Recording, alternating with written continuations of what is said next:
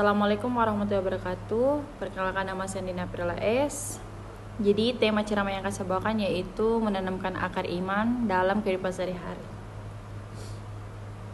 Raditu billahi robba wal islami dina wa bi muhammadina wa rasulullah. Hanya kepada Allah kita senantiasa bersyukur, dan hanya kepada baginda Nabiullah Muhammad SAW kita senantiasa berselawat. Baik, saudaraku yang dirahmati Allah Subhanahu wa taala, beriman kepada Allah adalah rukun iman yang pertama dan utama. Namun perlu kita renungkan kembali bahwa apakah iman kita baru sebatas lisan? Imam Al-Ghazali pernah menjelaskan bahwa iman itu mencakup 3 dimensi. Yang pertama itu ada tasdikun bil qalbi, yaitu diyakini dengan hati. Yang kedua itu ada ikrarun bil lisan, yang diucapkan dengan lisan. Yang ketiga itu ada amalun bil arkan, yang dibuktikan dengan perbuatan. Artinya, jika kita mengaku beriman kepada Allah, maka seluruh gerak-gerik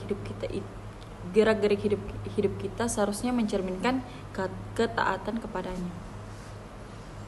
Terus, mengapa kita harus memperkuat iman? Karena iman bukan untuk Allah, melainkan untuk kebaikan kita sendiri. Orang-orang yang beriman, benar-benar beriman akan merasakan 3 hal dalam hidupnya.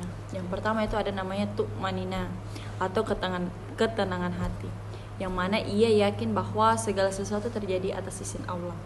Ia tidak mudah putus asa saat gagal dan tidak sombong saat berhasil. Yang kedua itu ada muraqabah, atau rasa diawasi, yang artinya ia merasa Allah selalu melihatnya. Hal ini menjadi benteng paling ampuh agar kita tidak melakukan kemaksiatan meski saat sedang sendirian.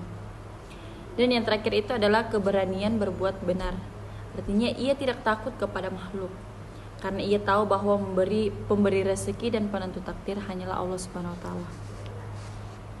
Jadi, iman itu bersifat fluktuatif. Yasidu wal yansku, bisa bertambah dan bisa berkurang.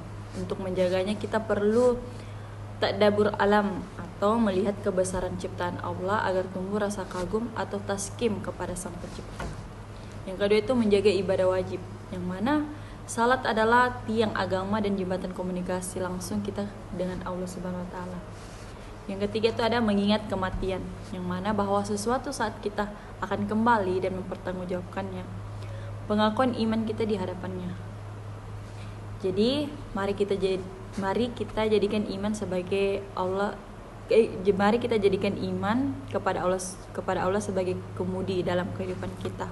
Jangan biarkan dunia membutakan hati kita hingga lupa pada Sang pemilik nyawa, sehingga menetapkan hati kita dalam ketaatan hingga akhir hayat nanti.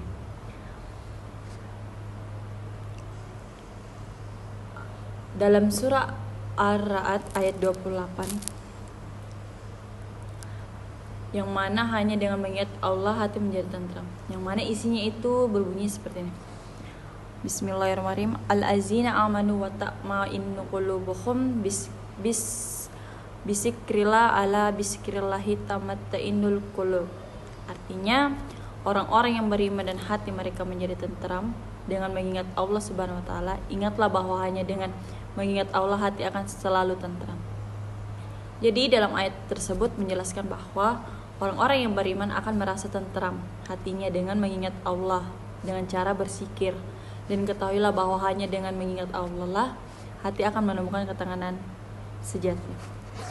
Mungkin itu saja yang bisa saya bawakan. Kurang dan lebihnya mohon dimaafkan, karena kurangnya datang dari saya dan lebihnya datang dari Allah Subhanahu wa taala. Billahi bisabil haq fastabil khairat. Wassalamualaikum warahmatullahi wabarakatuh.